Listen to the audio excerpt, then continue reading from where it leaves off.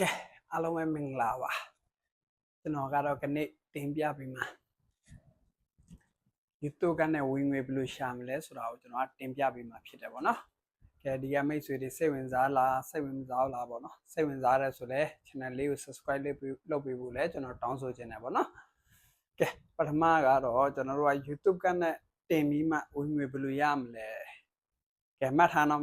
နံပါတ်1အချက် YouTube ကနေ post တင်ပြီးဝင်ငွေဘယ်လိုရမလဲတဲ့ကဲ YouTube ကနေဝင်ငွေရအောင်ဘယ်လိုလုပ်မလဲဆိုတာ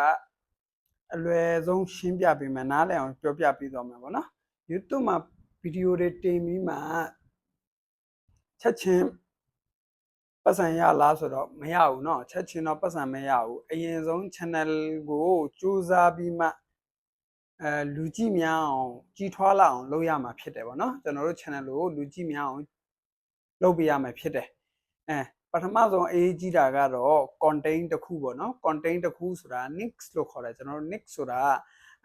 ဘယ်လိုမျိုးအမျိုးအစားကိုခင်ဗျားရွေးချယ်မလဲပေါ့နော် content တစ်ခုကတော့လိုအပ်တယ်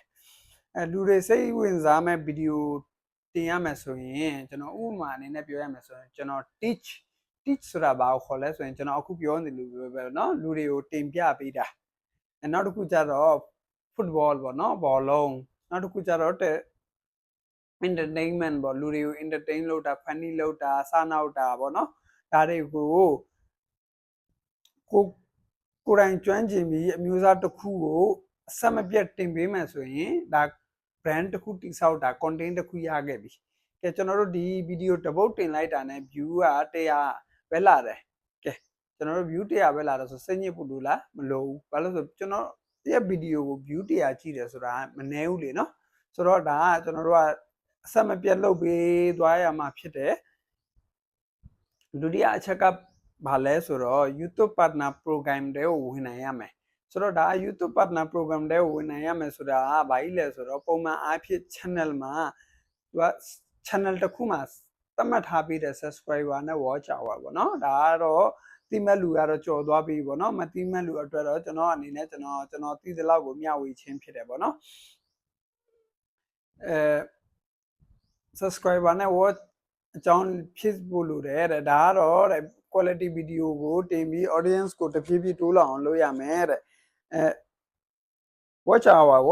က4000လိုတယ်ဗောနော် subscriber 1000 watch hour 4000လိုတယ်ဗောနော်တတိယအချက်ကဘာပြောထားလဲဆိုရင် thumbnail နဲ့ title ပါတဲ့ thumbnail ဆိုတာကျွန်တော်တို့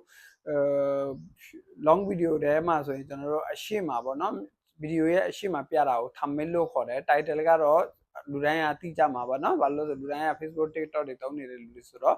အကုန်လုံးသိကြမှာပေါ့နော်ဗီဒီယိုကောင်းပြီမဲ့တဲ့ thumbnail မကောင်းရင်လူတွေမနှိမ့်ကြပါဘူးတဲ့ဗီဒီယိုတော့ကျွန်တော်လုပ်ထားတာအရင်ကောင်းတယ် thumbnail မကောင်းဆိုလူတွေဝင်ပြီးမှမနှိမ့်ကြဘူးပေါ့နော်မျက်စိကျစေမဲ့ thumbnail နဲ့စိတ်ဝင်စရာ title ကိုအသုံးပြုရမယ်တဲ့မျက်စိကျစေမဲ့ thumbnail ဆိုတာကျွန်တော်တို့ thumbnail လုပ်ထားတဲ့ဥစ္စာထဲမှာလူတွေကဒါဘာကြီးလဲတကယ် interesting စိတ်ဝင်စားမှုရှိတယ်ဆိုရင်ဝင်ပြီးနှိမ့်မယ်နှိမ့်တော့view တွေဝင်လာမယ်ပေါ့နော်ဒါကိုပြောချင်တာပါနော်နောက်တစ်ခုကဘာကြီးလဲဆိုတော့ consistency လိုတယ်ပေါ့နော် consistency ဆိုတာဒီကျွန်တော်တို့ရဲ့ target ရှိတယ်ဗီဒီယိုတစ်ပုတ်က YouTube မှာ long video ဖြစ်ဖြစ် short video ပဲဖြစ်နေပေါ့နော် long video ဆိုရင်ကျွန်တော်တစ်ရက်ကိုတစ်ပုတ်တင်မလားတစ်ရက်ကို3ရက်ကိုတစ်ပုတ်တင်မလားဆိုတာကျွန်တော်တို့အဲ့ဒါကိုအမြဲ consistency နဲ့လုပ်လို့ရမှာဖြစ်တယ်ပေါ့နော်တပတ်ကိုဗီဒီယိုတစ်ပုတ်တော့မဟုတ်နှစ်ခုလောက်ပုံမှန်တင်ပေးပါတဲ့မတင်ပဲရက်နေရင် channel ကြီးထွားမှာခက်ခဲမယ်တဲ့ကဲဒါလည်းဟုတ်ပါတယ်เนาะကျွန်တော်တို့တပတ်မှာတစ်ခုတော့အနည်းဆုံးတင်ပေးရမယ်မတင်ပေးဘူးဆိုရင် channel က dead ဖြစ်တယ်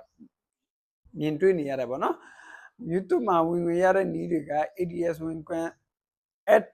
တခုရှိပါမယ်ပြီးရင် sponsorship တခုရှိပါမယ် affiliate marketing တခုရှိမယ် membership တခုရှိမယ် product promotion တွေကနေဝင်ငွေရနိုင်ပါတယ်တဲ့ဒါကြောင့်လည်း YouTube မှာအောင်မြင်ဖို့ဆိုတာ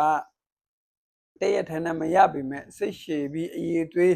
ကောင်းတဲ့ဗီဒီယိုတွေကိုတင်ပေးမယ်ဆိုရင်လည်းဝင်ငွေရလာမှာဖြစ်ပါတယ်တဲ့ဒီလို teach နဲ့ YouTube ဒီလိုလေးပေါ့နော်ကျွန်တော်ပြောချင်တာဒီနားလေးမှာပါရှိလဲဆိုရင် YouTube မှာဝင်ငွေရတယ်နဲ့ ad ဆိုတာကျွန်တော်တို့ဗီဒီယိုကြည့်တဲ့အချိန်မှာ ad ကြော်ညာလေးတွေဝင်တယ်ဟုတ်ဆိုတော့ ad ကြော်ညာလေးထဲမှာဗီဒီယို လဲကျွန်တော်တို့ပတ်စံရတယ် sponsorship ဆိုတာဘာကြီးလဲဆိုတော့လူများတွေကလာပြီးမှကိုကြော်ညာလေးပြီးတာတို့ကြော်ညာလေးလောက်ခိုင်းတာတို့အဲ့ဒါမှလည်းကျွန်တော်တို့ပတ်စံယူနေเนาะ affiliate marketing ဆိုတာကျွန်တော်တို့သူများ product ကိုယူပြီးမှ Shopee တို့ Lazada တို့ TikTok shop တို့မှာကျွန်တော်တို့တင်နေဆိုရင်အဲ့ကနဲ့လည်းဝင်ငွေရနိုင်တယ်အဲ့ဒါကိုပြောချင်တာပါနောက်တစ်ခုက teach channel ဆိုတာကျွန်တော်ခုနအရှေ့ကတင်ပြပေးလိုက်ပြီเนาะ teach channel ဆိုတာကျွန်တော်တို့လိုမျိုးအခုလိုမျိုးရှင်းပြပေးတာဖြစ်တယ် teach နဲ့ YouTube channel ကိုဆက်လက်သိချင်တယ်နောက်ထပ်စိတ်ဝင်စားမှုရှိခဲ့မယ်ဆိုရင်ကျွန်တော်ရဲ့ channel လေးကို subscribe လုပ်ပေးပြီးမှစောင့်ကြည့်မိဖို့ကျွန်တော်ဒီကနေ့ပြောချင်ပါတယ်ဒီမျိုး channel ကိုကျွန်တော်ဘာကြောင့် UAV လုပ်ရလဲဆိုရင်ကျွန်တော်လိုပဲကျွန်တော်လည်းအရှိမအများကြီးပဲ content တွေလုပ်ခဲ့တယ်အဆင်မပြေခဲ့ဘူးကျွန်တော်နောက်ဆုံးရွေးချက်စရာ teach channel လေးတစ်ခုရခဲ့တယ်ဒီ teach ထဲမှာကျွန်တော်တတ်တဲ့လောက်ကျွန်တော်ပြန်ပြီးရှင်းပြရခြင်းရဲ့ချက်ဖြစ်ပါတယ်အားလုံးကိုမင်္ဂလာပါလို့နှုတ်ဆက်ပါတယ်